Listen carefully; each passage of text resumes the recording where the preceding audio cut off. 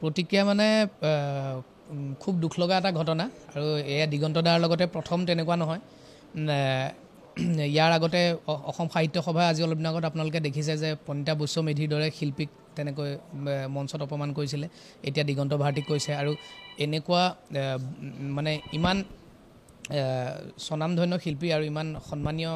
জ্যেষ্ঠ শিল্পীক যদি এনেকুৱা কৰে আমালৈ কি থাকিব আৰু ন আৰু গতিকে তাৰপিছত আজি মই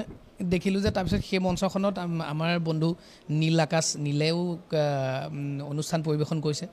ঠিক আছে বাৰু এইটো কিন্তু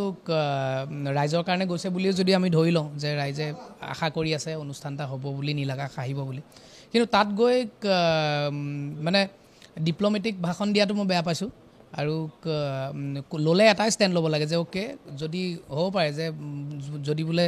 চানমাই বিহু কমিটিয়ে বোলে ভাল কাম কৰিছে বুলি যদি কয় বোলে ভাল কাম কৰিছে নহ'লে বোলে দিগন্ত ভাৰতীক অপমান কৰাৰ কাৰণে মই বিৰোধিতা কৰিছোঁ যিকোনো এটা হ'ব লাগে তো মোৰ ষ্টেণ্ডটো সেইটোৱে যে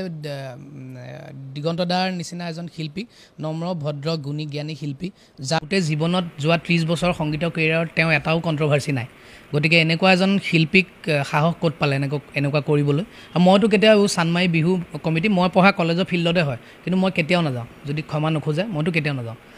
আৰু গতিকে প্ৰত্যেকে আচলতে এনেকৈ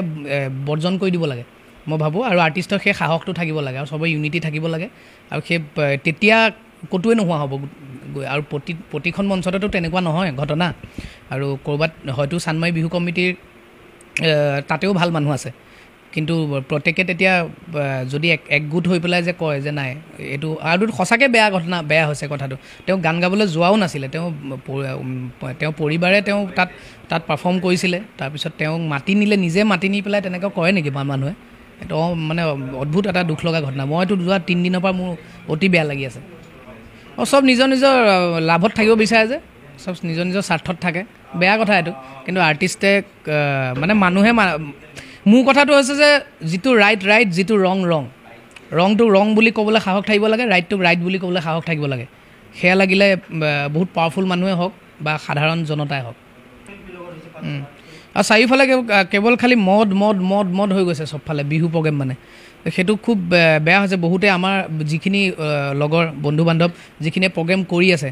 সবৰ মুখতে এইকেইদিন আলোচনাত এই হোৱাটছআপ গ্ৰুপত ক'ৰবাত তমুকত অকল একেটাই কথা শুনি আছোঁ যে কি বুলি কয় বহুত ঠাইত মানে মদ পানী খাই বেছি উৎপাত কৰা ফূৰ্তি লাগে কিন্তু আৰু ইমান পৰিৱেশটো বেয়া হৈ যাব নালাগে ন আজি 10 বছৰ আগত অসমৰ পৰিৱেশ এনেকুৱা আছিল নেকি নাছিল নহয় সেইটোৱে কথাটো প্ৰতিবাদ মানে কি মই সদায় মানে আইডাৰ ব্লেক নহ'লে হোৱাইট মই মাজত নাথাকোঁ মই গ্ৰে নহয় মই কেতিয়াও মাজত কথা নকওঁ গতিকে আৰু সেইটোৱে মোৰ দুখ লাগিলে কাৰণে মই মোৰ দিগন্ত দাক যিহেতু বহুত বেছি শ্ৰদ্ধা কৰোঁ গতিকে আৰু দিগন্ত দাক গান শুনি ডাঙৰ হৈছোঁ এনেই ক'লে নহ'ব ন আমি দিগন্ত দাক গুৰু মানো দিগন্ত দাক গুৰু মানা যদি তুমি শিষ্যই কি ক'ব লাগে সেইটো কৰা শিষ্যই কেনেকুৱা ষ্টেণ্ড ল'ব লাগে শিষ্যৰ নিচিনা ষ্টেণ্ড লোৱা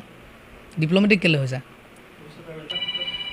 নহয় ভাল বেয়া মানুহ চবতে থাকে বেয়া মানুহক ভাল মানুহখিনি একগোট হৈ পেলাই বয়কট কৰি দিব লাগে তেতিয়া বেয়াখিনিও ভাল হ'ব আল্টিমেটলি আচলতে চবেই ভালেই হয় কিন্তু সেই অকণমান আৰু ৰাতি ফূৰ্তি পানী গিলি দিয়ে আৰু তাৰপিছতে আৰু নিজক পাহৰি যায় অসমৰ পৰিৱেশ এনেকুৱা অসমৰ আচলতে মই গোটেই ভাৰতখনতে ঘূৰি ফুৰোঁ গোটেই দেশতে ঘূৰি ফুৰোঁ আমাৰ বাকী এই নৰ্থ ইণ্ডিয়া চাউথ ইণ্ডিয়া বা এইবিলাক জেগাতকৈ আমাৰ অসমৰ মানুহ বহুত ভদ্ৰ অসমীয়া মানুহ বহুত ভাল আমি অসমীয়া মানুহে অ'পেনলি আমি বেয়া মাত নামাতোঁ আমি অ'পেনলি আমি ৰাস্তাত চিগাৰেট এটা নজ্বলাওঁ আমাৰ সেইটোহে কালচাৰ হয়নে নহয়